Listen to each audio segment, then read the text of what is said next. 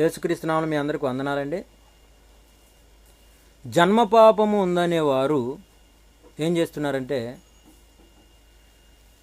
ఆదాము అంటే జన్మ పాపం ఉందనేవారు ఏం చేస్తారంటే, ఆదాములో మనము ఉన్నాము అన్న సత్యాన్ని వక్రీకరిస్తున్నారు. మళ్ళా అంటే వాళ్ళు ఆదాములో మనందరం ఆదాములో నుండి వచ్చామన్న సత్యాన్ని నమ్మని వారు మళ్ళీ జన్మ పాపము ఉంది అనేవారు సత్యాన్ని ఎలా తిరస్కరిస్తున్నారంటే, మనందరం దేవునిలో నుండి వచ్చాము, ఆదాములో నుండి వచ్చాము అన్న హెబ్రీ పత్రిక 17 అధ్యాయాన్ని, మరి ఆదికాండం 2:7, లోక 3:38 ఎన్ని విషయాలు మనం చెబుతున్నప్పుడు, అలాగే హెబ్రీ పత్రిక 7 అధ్యాయం 9-10 వచనాల్లో లేవి పితరుని గర్భంలో ఉన్నాడని ఈ విషయాలను తీసుకొని ఏం చెప్తున్నారంటే, కలుపుతూ ఆదాము ద్వారా అంటే ఆదాములో మనందరం ఉంటే ఆదాము పాపం చేసినప్పుడు మనం కూడా పాపం చేసినట్టేగా అంటున్నారు. అది దానికి వర్తించదు.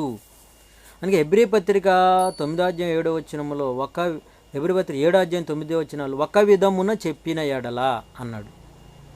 ఒక విధమున చెప్పిన ఎడల దశమాంసములను పుచ్చుకొని లేవియు అబ్రహాము ద్వారా దశమాంసములను ఇచ్చాను. ఎలాగంటే పితరుని గర్భంలో ఉండేది ఒక విధం.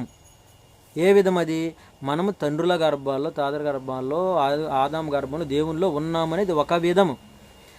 దాని పాపం అనే రెండో విధానానికి వర్తించకూడదు. పాపం అనేది రాదు.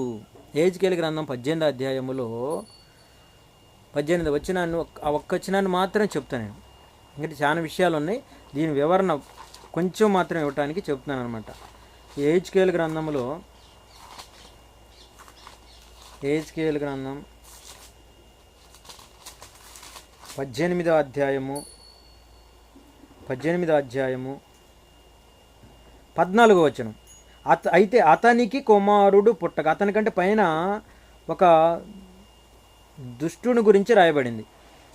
దుష్టుని గురించి ఏమైనా రాయబడిందంటే 10వ వచనంలో, నీతిపరునికి కుమారుడు పుట్టక వాడు బలాత్కారుడై చేయవాడై ప్రాణహానికరుడై చేయరాని క్రియలు దేనిని చేసి చేయవలసిన క్రియల్లో దేనిని చేయకుండా ఎడల, అనగా పర్వతాల మీద భోజనం చేయకయు తన పొరుగుని భార్యను చెరుపుకయు దీనిలో దరిద్రను బాధపెట్టి బలాత్కారం చేత నష్టం కలుగజేయకుండా తాకట్టు చెల్లించకపోవటయు విగ్రహములు తట్టు చూచి ఏ కృత్యములు జరిగించుటయు అప్పిచ్చి వడ్డీ పుచ్చుకొనుటయు లాభం చేపెట్టుటయు మొదలగు ఈ క్రియలు చేసినందున వాడు బతకడు. ఏ క్రియలన్నీ చేశాను కనుక అవశ్యంగా వానికి మన శిక్ష విధించును.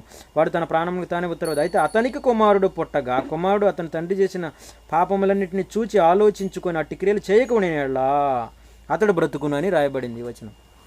అంటే ఒక పాపము చేసిన వ్యక్తికి పుట్టిన కుమారుడు మంచి చేస్తే అతడు నీతిమంతుడే, అతడికి పాపము లేదు అని బ్రతుకును అని చెప్తున్నాడు. కనుక ఆదాము పాపము చేసినప్పుడు, ఆదాముతోలో ఉన్నప్పుడు మనం కూడా పాపం చేసామనేది తప్పు. అది ఆ విధానానికి ఉపయోగించకూడదు. దేవుడు దాన్ని యాక్సెప్ట్ అంటే తప్ప అన్నాడు అనమాట. అంటే అది రాదు అంటున్నాడు అనమాట. తండ్రి చేసిన పాపం కుమారుడి మీదకి రాదు అని చెప్పాడు, దాన్ని తీసేసాడు. కాబట్టి దానికి జోడించకూడదు. మనందరం ఆదాములో ఉంటే ఆదాము పాపం చేసినప్పుడు మనం కూడా పాపం చేసామనే దానికి యాడ్ చేయకూడదు, అది తప్పు. కాబట్టి దానికి అలా మనం దేవుడు చెప్పినట్టే ఆలోచించాలి.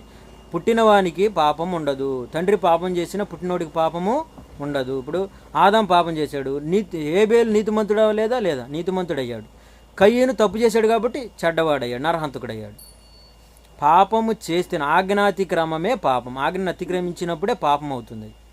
కనుక పిల్లలు ఆజ్ఞను అతిక్రమించలేరు కాబట్టి పుట్టినవారు ఆజ్ఞను అతిక్రమించినప్పుడే పాపం చేసినట్లు.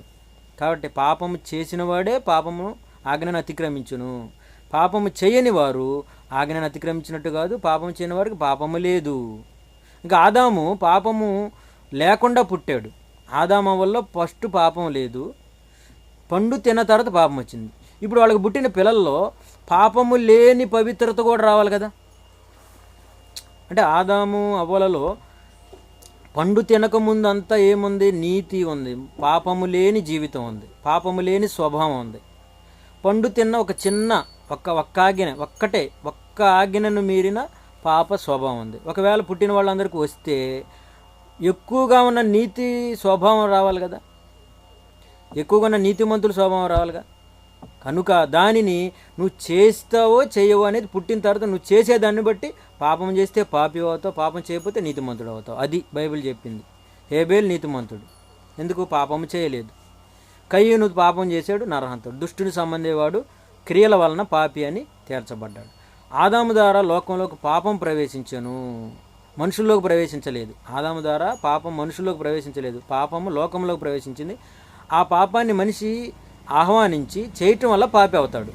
మనుషులందరూ పాపము చేసినందున పాపులు అవుతారు. అది కాబట్టి పిల్లలకు పాపం లేదు, పసిపిల్లలకు పాపం లేదు, జన్మ పాపము లేదు. ఈ వివరణ గమనించాలి. ఇంక చాలా విషయాలు ఉన్నాయి. మనం దేవునిలో నుంచి వచ్చాము అనేది వాస్తవమే. అదే దేవునిలో నుంచి మరి ఆదాములో నుంచి వచ్చాం. ఆదాములో నుంచి వచ్చినప్పుడు ఆదాము పాపం చేసినప్పుడు మనకు పాపం అంటుంది అంటదు. మరి ఆదాము నుండి వచ్చిన జ్ఞానం అంతా రావాలిగా, మనకి నీతి అంతా రావాలి. ఆదాములో నీతి కూడా ఉంది.